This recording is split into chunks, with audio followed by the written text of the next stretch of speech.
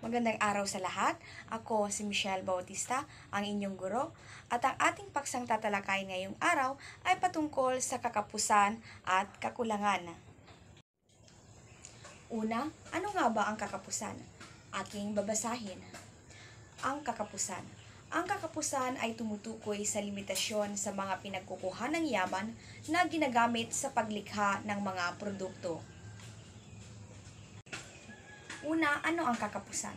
Sa lahat ng ating ginagawa, tayo ay gumagamit ng iba't ibang pinagkukuha ng yaman upang makabili tayo ng ating pangangailangan gaya ng damit, pagkain, ay kinakailangan natin ng pera. Sa pagluluto, kinakailangan din natin ng sangkap. Para makatanim tayo, kailangan natin ng binhi at lupang mapagtataniman. Pero sa lahat ng ating ginagawa, ito ay may hangganan din. Kapag kapos na ang ating budget, hindi ka makakabili ng mga damit, pagkain, at iba pa nating pangangailangan. Ang lahat ng ito ay tumutukoy sa kakapusan. Ang sunod naman ay kakulangan. Ano nga ba ang kakulangan? Aking babasahin. Ang kakulangan naman ay isang kalagayan ng panandalian lamang. Pag sinabing kakulangan, ang kakulangan naman ay maaaring gawa o likha ng tao, at ito rin ay tumutukoy sa katangian o kalagayan na nagpapakita ng pagkawala o kawalan ng isang bagay, katangian o kakayahan. Halimbawa ng kakulangan ay sa edukasyon. Ang kakulangan sa edukasyon naman ay kawalan ng paaralan, mga guro, at mga kagamitan. Alam nyo ba na sa kakapusan at kakulangan ay mayroong pangunahing pinagkukuha ng yaman? Yan ay ang yamang likas, yamang tao, at yamang kapital. Ating mapapag-aralan kung ano nga ba ang mga pangunahing pinagkukuha ng yaman. Una ay ang yamang likas. Yamang likas, ito ang uri ng pinagkukuha ng yaman na ating nakukuha sa kalikasan. Ang mga puno at mga bunga nito, tubig sa mga ilog at batis, mga isda, malinis na hangin, pati na ang sikat ng araw. Una, ano nga ba ang yamang likas? Ang yamang likas ay nakukuha natin sa ating kalikasan. Gaya na lamang yang inuupuan ninyo sa paaralan.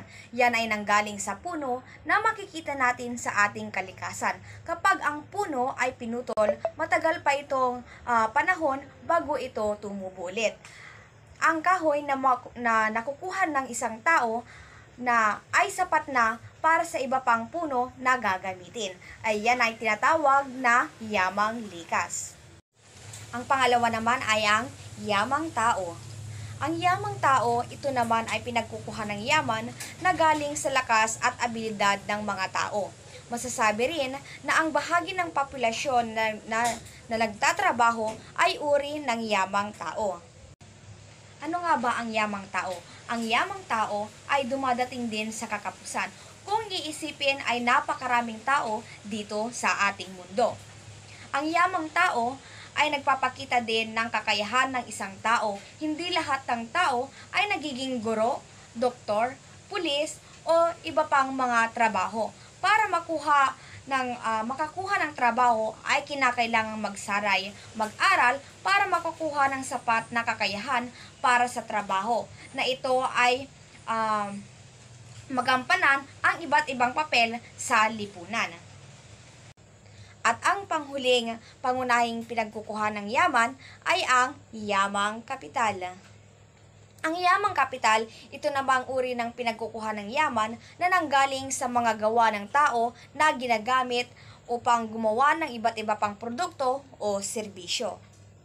Ano nga ba ang yamang kapital? Sa yamang kapital, dito na pumapasok kung saan nanggaling ang gawa ng tao na ginagamit upang gumawa pa ng ibang produkto o serbisyo.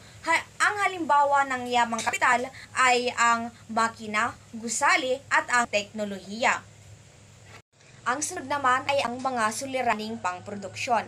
Andyan ang ano ang gagawin, paano gagawin, at gaano karami ang gagawin.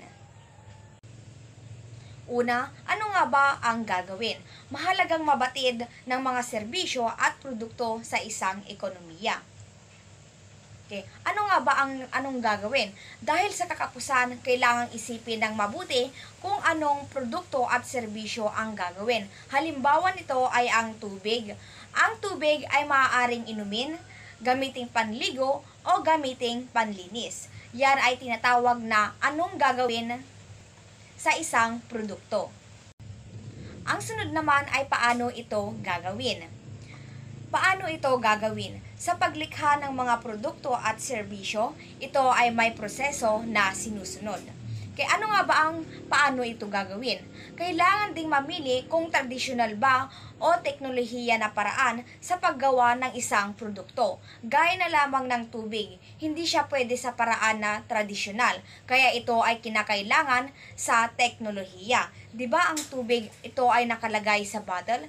Depende na lang, pwede ang tubig, depende na lang kung ang tubig ay nasa poso. Ito ay tinatawag na tradisyonal.